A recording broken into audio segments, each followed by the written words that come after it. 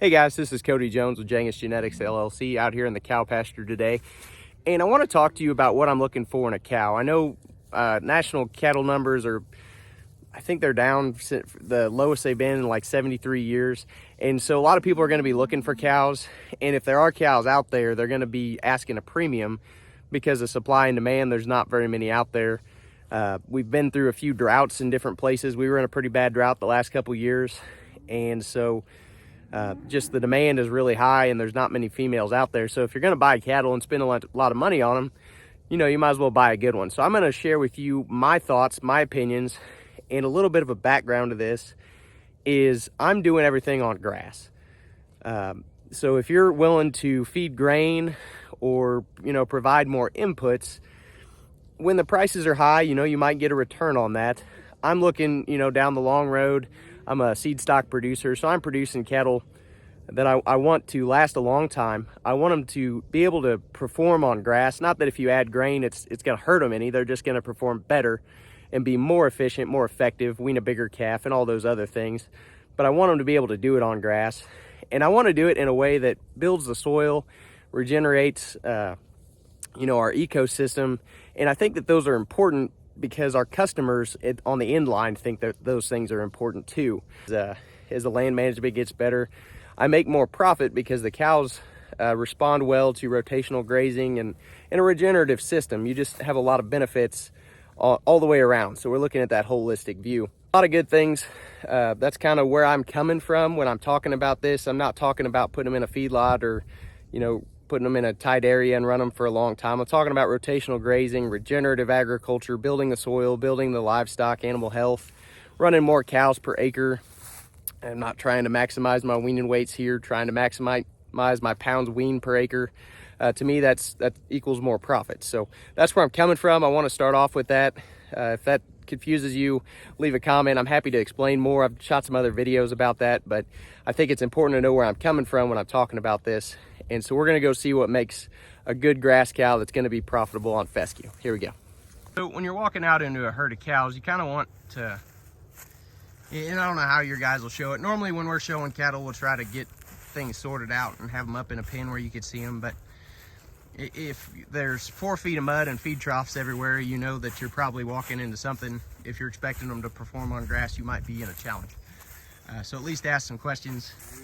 You want to buy cattle from someone who's been running them as hard or harder than you are in your environment.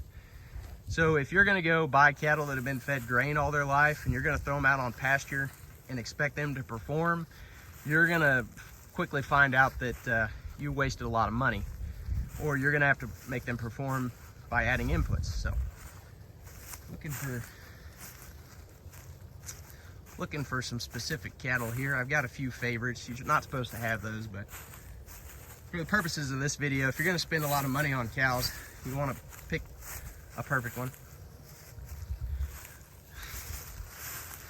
That one's good enough if you're looking to buy a set of pairs. She's got that's a 3-month-old calf. She'll probably wean about 50% of her body weight there. 2 things that cost a lot of money, and people really, if you're looking at just weaning weight per cow, these 2 things are what people use to drive that. And if you're looking to make money in this business in the long term and produce profit,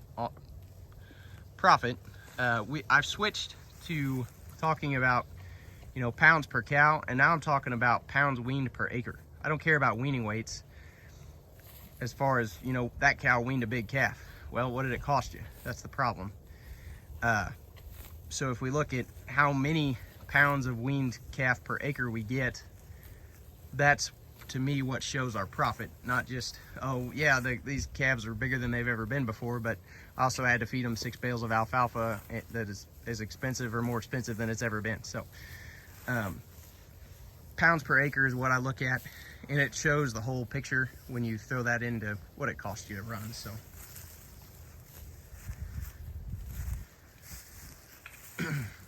when we're talking at that frame, the 2 biggest things that you can affect weaning weight with, and also the 2 things that make that cow need more feed, more expensive purchased feed, is milk and frame. The bigger those cows are, the more their maintenance are going to be, the less weaning weight per calf they're going to get, percentage wise. So the other thing is that milk, a heavy milking cow, these are beef cows, milk should be a supplement. Harder, bigger, heavier milking cows are going to require more feed. The studies are now showing throughout the year, whether they're milking a calf or not, they're going to need more feed. And it's just really expensive to produce more milk when that calf needs to be out there grazing. Hi, sweetie. But this is a good example of what I'm looking for. This is a first calf heifer, and she's going to wean pretty close to 50% of her body weight, and she's small enough and she's not milking too much that she should be able to get bred back. Again, I really like to see the numbers. I don't really like to show off cows too much until they're 10 years old, because the numbers don't lie to you. You can look at a cow and think, oh yeah, she's the best looking cow I've ever seen, she'll do great. And you know, if she doesn't perform the way she needs to perform to make profit every year, then she's not great. So having a cow that weans a profitable calf every year is our priority. But I'm going to show you what I look for. So here we go, folks. There's always something you could change about every cow. And so, you know, just keep that in mind. There's no such thing as a perfect cow, but this is about as close as I can get. She's a 2017 model. She's weaned a profitable calf every year. Maybe not quite 50% of her body weight, but close enough. She's not overly sized. She's not too big. And you can see that udder is absolutely gorgeous. One of the best uddered cows I've got and I've seen. You could argue those teats are starting to get a smidge long, but she's gonna be fine. She can make it to 20 years old with an udder like that and be just fine. Her udder is tight up close to the body. Her teats are just big enough that a calf can latch on. Again, you could argue maybe they're a little too long, but I think you'd get them a little too short too. Make it that calf hard to have to work too much to get them. But another good indicator of a healthy, fertile cow is a red solo cup shape. And so this cow's got so much gut, which you need in a grass cow, that it's kind of hard to see unless she's looking just perfect like that. And she's got a little hump on her back, which I don't much care for, but for practicality wise, straight backs, I just want to make sure that we don't have any big humps or any big dips that are going to cause structural issues in the future. And she's just fine. You could straighten her out a little if you were picking for show cattle, but she's really good. But the reverse solo cup, so we call it sexual dimorphism. A cow should not look like a bull. So a cow's business end is from the back. She's going to push a calf out from the back. That's her production side. So you want her to be bigger and wider, taller and wider as she goes back. She should look like she's standing downhill, and this cow does that. She's not an extreme version, but she does that. She's taller as she goes down. You could make her a little more feminine fronted. You know, you could squeeze that down a little, but again, you know, none of them are perfect. She's got a good little head on her. Doesn't look like a bully head. Looks like a cow head. And again, she's so wide. She's got so much capacity, which I love. And I think that makes a big difference on how much she can eat and why she's always weaning a profitable calf. She just will eat a lot. So you want a big gut on a cow or a bull, but you know, she gets wider as she goes from front to back all the way up. But she's got a wide enough nose here. You can see she's doing a good job eating. Again, she's got a cow head, not a bull head. Good feminine head. I love that head.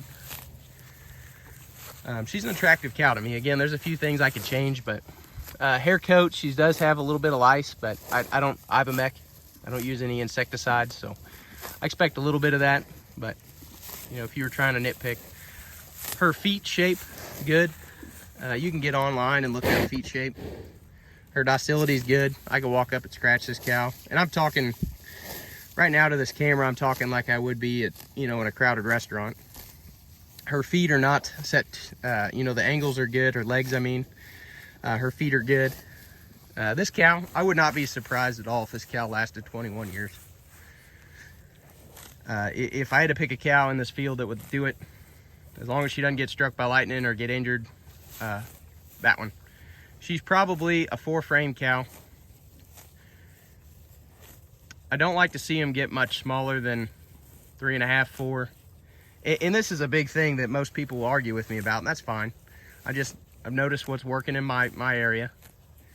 And you get much smaller than 3.5 or 4, and you start to run into trouble marketing if you're taking them to the sale barn. I'd say national average is probably somewhere in there around that 5 mark. And again, you know, you could always breed them to a terminal bull and add frame real quick. So if you're just trying to, we're just talking about buying females in. And if you're running a commercial herd, you could throw a Charolais bull on a cow like this. I'm not recommending it. You know, you still have some calving. You might have some calving difficulties to pay attention to, but you know, you could throw a larger frame bull on this cow and wean a bigger calf. Cheaper than if you were, you know, just trying to run her with a similar bull. But so that's frame score. We talked. I don't like seeing much smaller than 3.5, somewhere in there. The smaller you get, the more efficient you get. But again, you get into marketing problems. If you're not selling your own grass-fed beef or grain-fed beef or whatever, we've never had any issues, except for, you know, somebody else who's been buying 1,800-pound steers. Like, ah, these are little bitty things. They're like, yeah, but most people are gonna really enjoy the quality is amazing. We've never had an issue with quality on any of our beeves, but if you're expecting a ginormous steak, you're not gonna get them from here. You get them much bigger than 5. I really have a hard time doing it all on grass, trying to get down to less than 1 bale per cow per year. That'd be a half ton. Anything 5 and up, I have a hard time with. I've still got some 5.5 frame cows, but they just have a harder time performing and getting bred back. I don't think if you're looking for grass, I don't care what color you make her or what breed you make her. I know this is just a cow that kind of transcends all that. The shape and the size and the kind and everything of that cow is great. Another thing I want to mention is the slope from hooks to pins. And so hooks, pins, you want them to be sloped there. That's a good indication of calving ease. You don't want them to be flat or up in the rear. High tail heads for showing, highly ineffective for pushing out a calf. So that is one more thing. If you look at a deer or any kind of wild animal, they all have a pretty good slope there. That just keeps them from having calving troubles. So, you know, if you have your ruthers, that's something you want to look forward to. Anyway, I hope you guys learned something from this. We appreciate you. Like, subscribe, comment. If you have any questions or any thoughts or have any other video ideas you'd like me to cover, we appreciate you. All right, this is an example of a great little cow. I wanted to hit this one here before we left. But she calved early in the season, so this is probably September calf, and it's February now. She'll wean 50% of her body weight or pretty close. Not too much milk, but a calf that still performs really well. Good mothering instinct, but still gentle. She's got that wedge solo cap shape, red solo cap, that wedge. Great udder, good teats. Still a young cow, so still some time to, you know, some time to test her. But you can see she's taller and she gets and wider in the back, and she gets more smaller and more feminine towards the front. She's got a wide nose, so she could still get a lot of grass. A lot of gut capacity. She's big around the middle, so she could eat a lot of grass, and that's really important on a grass system. And just a great little example of a cow. If you were going to go out and buy one today, you'd be hard to go wrong with one that looked like that. I don't care what color she looks like, so pretty cool. This is a cow that's interesting to me, and she's got a perfect udder. I mean, just I guess you could, you know, again, you could always argue something. You might say that her teats are getting a little long, but I think she's a 2017 model, so she's not a young cow. Her udder is really tight, and I don't think I have a bad uddered cow in here. as far as size, and I think I'd be hard pressed to find one. I think they just don't last as long. It's not necessarily really something that was the first. I mean, it's important, but it wasn't really one of the reasons I culled them. I just culled them if they couldn't wean a profitable calf every year, and those seem to fall out pretty quick, the cows that just produce too much milk or they've got too much frame on them. So, but this one is, I'd say she's probably pretty close to a 5 frame score. She might be a 5, and she's got a lot of length to her. She's just a different shape. She's almost tubular, and she raises one every year, and a good one every year, and so, you know, she gets to stay. But she's an example of one that kind of surprises me every year. But you know, as far as not fitting that red solo cup shape that we all like to talk about and we all like to see, but I think that length really helps her. I remember in Tom Lassiter's book, or Lori Lassiter's book, the founder of the Beefmaster, he talks about one of the big things he looks for is length. And I think this cow, she's long, she's tall, but she's also long, and so I'm not saying she's gonna keep making it. She doesn't have much for thickness in the rear quarter, but her calves are mixing well with my bulls, and she's been doing it every year for 5 years now. So there's exceptions to the rule, but if you follow the rule, there's usually not too many you're going to go wrong with. So to me, this is kind of a younger cow, and I don't like to brag on them too much till they hit 10 and have a proven record, because a proven record of profit is really what drives the bus. But as far as looks go, and if I had to go into a herd that I didn't know a whole lot about, you'd be hard pressed to find cows for grass that look much better than this. And she's got the the reverse red solo cup shape going. She's kind of standing uphill, so you can't see it as good right now, but when that cow's standing level, she's always looks like she's standing like this. She's bigger in the back end because that's a cow's business end, where she pushes out a calf. She's got a lot of gut capacity. As you move forward, she gets smaller, more feminine, and you could always adjust things on a cow. You know, there's always something to pick on. You know, you could make her a little more feminine fronted, but you know, she's good enough. And she's got a beautiful udder on her. Those teats are the right size. She's milking.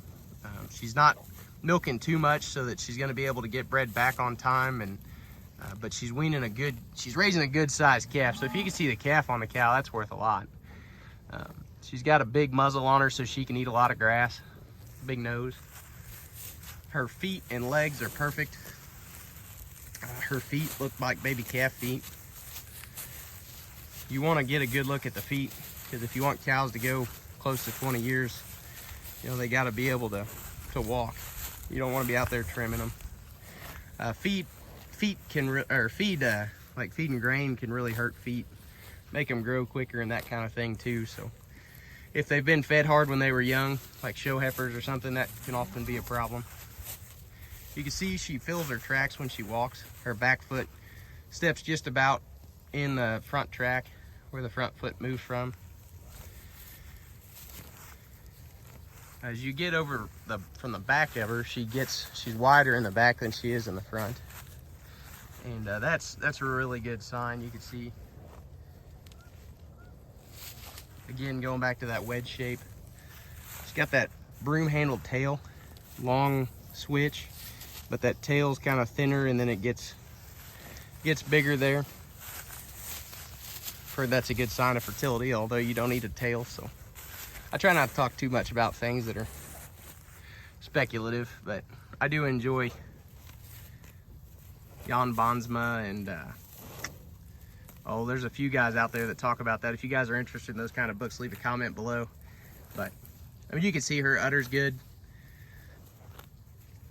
her teats are good, and she's just a good all-around cow. I really like this one. So I think she's a good example if you're gonna go out and buy one. She's not too big, but she still carries plenty of weight. She's not milking down hard. And her teats, she's just got 4 good sized teats on a well, good tight udder. And that's a cow that's gonna last a long time there. So another great example. That's the one we want to keep and we want to maintain. And like I said, I put her son in my uncle's herd so that I get a chance to buy the females and the bulls back out of him. So if you're interested in calves out of that one, let me know next year. I'll be able to hook you up. I haven't been spending the money to preg check cattle, but I don't remember if this cow lost a calf or I don't think she had a calf. And so this is a good example of what to look out for. And so nature does my preg check, and if she doesn't wean a calf, then we can use her to fill that paycheck. But you see that bunch of hair on top of the back?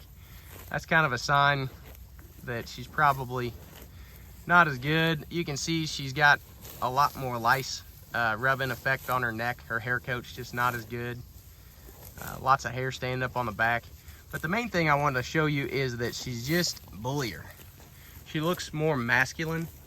She's heavier fronted, and if they skip a calf, they'll do that.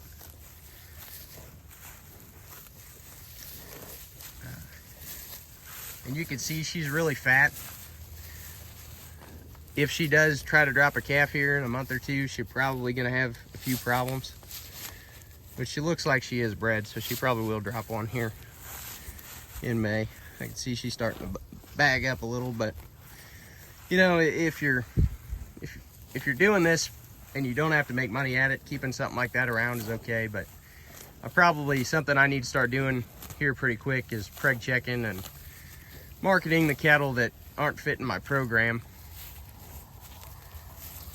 And I had more. Well, anyway, she'll be marketed this spring. If you go out to look at a group of cows and you have one that's, this cow's been milking for 3 months, and this one, she just looks different. There's a reason for that. You should ask a question, why is she so fat? Might have been she skipped a calf. So here's another example of a cow that's done it every year. She's not real old, but you could see the wedge shape. She's got a perfect udder. I actually kept one of her sons, and he's in my uncle's herd working now. Very excited. Just a really soggy female that she's easy fleshing. She's been milking since September, and still in good condition. Still got that feminine look to her. And if you had a herd full of those, I don't think you'd be wrong. She'll get up 1,250 pounds when she gets fat, I'd say. She's probably about 1,000 right now, maybe a little better. And she'll fatten right back up in the spring flush. So that efficiency is something I really look for. I don't want a big hard keeping cow. I want a little cow that's very efficient, raises a good calf, good profitable calf, and does has enough mothering instinct to do that. But she's got a good temperament too. I mean, she's not paying any attention to me at all. Got a good udder on her. Just a great example. So if you've been watching my videos very long, you know that this is one of my favorite cows. And to me, the most important thing is to find a cow that's got stability. A cow that is going to calve and wean a profitable calf every year. And so that's why I decided to go with the Black Angus cattle. My family's been in the Black Angus business registered business since 1949. And so that's important. But there's something, I come from a show background too, so there's something I could change about every cow, but none of that really matters unless she's profitable. So the numbers are the number one thing that I'm looking at. And this cow's done it every year. So typically, your industry professionals are gonna tell you that you want a wedge shape. And that's kind of one of the things I look for. I'll show you, she's a pretty good example. She's feminine in the front. She doesn't look like a bull. You want a cow to look like a cow and a bull to look like a bull. And she's pretty feminine in the front. She's got a lot of capacity. She's wide in the belly. And then she should get wider as she goes on back. Now, she's not a perfect example, but there's no such thing as a perfect cow, but she's pretty good, pretty close. She's always full. And you can see she's wider in the back end, which is a cow's business end, than she is in the front end. And she's got a lot of volume and a lot of capacity in between, and that's really what you're looking for a grass cow. A cow that's got the ability to eat a lot of grass. So that's the general shape. That's kind of what I'm looking for. You could go a little better than her. She's a little heavier in the front end, but again, she's done it every year for me. There's things you can nitpick on any of them. Generally, a good straight back is, in the show world, that's what they always told us. I see most of the time in most professional worlds, that kind of fluctuates. You want them to not have any serious back issues, no big dips, no big humps. That's just gonna add to the longevity, make sure that the bull's breeding them and they can walk and structurally sound. Feet and legs the same way. You know, you want them to be able to last a long time. So you don't want these back legs to be pushed too far back, too far forward, too far in. You don't want them to walk in or out. This cow she's good. Her feet are pretty good. Her toes aren't curling up, and I think she's about 7 or 8 years old. I want to say she's a 2017 model, and it's 2024 now, so you can't see her feet very good here, but they're straight, they're flat. You can look up Angus feet scores. She scores very well, no issues there at all. Udder. Another huge thing, if you're going to spend a bunch of money on a cow, is get a good uddered cow. And this one she just does a good job. I'll try to come around here, step forward when I do it. But, look at the udder on this cow. It's just perfect. You want them to have 4 good functioning teats. She's milking right now. But the main thing I would avoid is a big strutted, huge udder. These are beef cows, not milk cows. Milk is a supplement. You need enough milk to get that calf up running, and then they need to be able to do it on their own, really, so it's just a supplement. If you have a cow that gives too much milk, you're gonna have to feed her a much better diet, and studies have shown that you have to do that through the whole year, not just while they're milking. They'll eat more, they have higher nutrient requirements for maintenance. I don't like real big cows. This is she's probably 3.5, 4 frame cow. 4 frame, you get much smaller than that, and they get kind of hard to market. You get much bigger than a 5 frame, and they get kind of hard to keep around. This is a 5 frame cow. This is kind of one, she's on my cull list, but I just haven't pulled the trigger on her yet. She's got a good udder, good feet and legs, but you can see how much thinner she is. And I attribute that to that frame score. She probably milks a little heavier, and this cow's gonna get pulled in and taken to my hospital lot. She's gonna get fed up and be sold this spring. So every farm's got a few. She does have a good udder. She raises a big calf, but she's raising a big calf because she's taking a little too much off of herself, in my opinion. And she also has a sore foot, which is also another reason she's going to the hospital a lot. She'd be doing a little better. So anyway, take that for what it is. So this is a 2-year-old heifer here, maybe 3. And you can see the wedge shape on her. She's just bigger in the back, smaller as she goes forward. She looks like she's walking downhill, and she's not. So that's what you want. A bull should look like he's walking uphill when he's standing on flat ground. A cow should look the opposite. But you know, besides these things, you want them to have a good hair coat. These cows haven't had any insecticides on them for 4 or 5 years, and so you can see we're kind of getting, some of them are starting to scratch a little bit, but we've culled for that, and they're really doing pretty good. See how she walks? You want a cow or a bull, either way, that fills their tracks. And what that means is the back foot should come pretty well in contact where the front foot just moved from. So that works pretty good. Just making sure they have the longevity, that they're structurally sound so they can last a long time. A cow's really, feet and legs is her longevity, and her udder is what she's gonna wean. You can have balloon teats. When the udders, the teats get real big. I've seen really big udders, and this one to me is just about perfect. You can look up, I think they do udder scoring too. Another thing is, nobody talks about this, but having split udders. I saw it first time ever I'd ever seen it in registered boar goats, but cattle do it too. They'll split off, their teats will split in the back, and they'll have like a real teat and a false teat. Now, you'll see most good cows will have these little bitty auxiliary teats that don't do anything. And in the show world, people used to burn them off, but they don't do anything. They don't hurt anything. But if you have a main teat or a false teat that's big like that, I don't like to see it. And that's something I don't ever hear anybody talk about. And, you know, maybe it's something, I don't know. I would cull for that pretty hard or be pretty leery of it. Another thing that I've heard is udders kind of skip a generation. So a cow with a perfect udder might throw heifers that don't. And so it kind of takes 3 or 4 years to really weed that out of your herd. So talk to your provider and ask them, you know, have you been culling on udder quality, or what's acceptable to you on feet, legs, and udder. Ask them where they're coming from. Are you coming from a high input, got to feed hay 6 months of the year, got to feed alfalfa and a little grain, or, you know, you want to buy seed stock from somebody who's running their livestock a little harder than you are, so they come into your program and thrive. They don't fall apart. If you buy animals that have been fed grain all their life and had all the ivermectins and, you know, pastures that have never had weeds or rocks or whatever, and you bring them into that environment, you're going to have a pretty high turnover. Here's one of my mistakes for the year. I don't like to talk about it, but let's talk about the mama here. So this is she's a 21-month-old heifer. I don't like the calf until they're 24. This calf shouldn't have been here until April, May. But she's got a beautiful udder on her.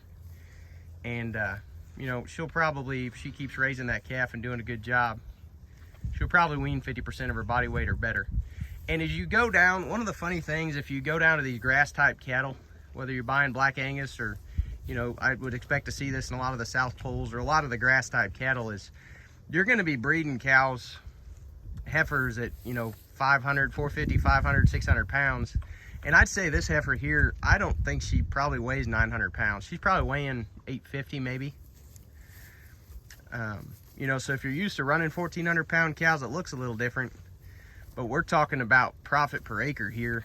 I can run, you know, 2 or 3 of these girls for the same money feed-wise, and you know, it doesn't cost any more labor-wise to come out here and open the gate or do any of that kind of stuff if you're running on the same amount of feed. And so I could run 3 cows like this on what you could run 2 1,400 pound cows, and their calves aren't going to wean that much different. So you almost get a free calf for free. I'm not going to tell you will. I think a lot of people would argue you will, but she's got a perfect udder. She's got that wedge shape. You can see she looks like she's walking downhill. She spit that little calf out. Calf and knee, super important. If you're running big cows, you can get away with big calves, but at least for heifers, make sure you've got a good heifer bull. That's really where we specialize and what we really care about. And having calf and knees on both sides, it sure helps. But yeah, anyway, pretty excited about that pair. I hope she does a good job. I think it's a little bull there, so he might make a herds hire for somebody here in a year and a half. Let's see. That's a heifer I bought from my dad out of his registered herd, and that's kind of where I got my start, breeding them to really high quality bulls. And you can see the difference.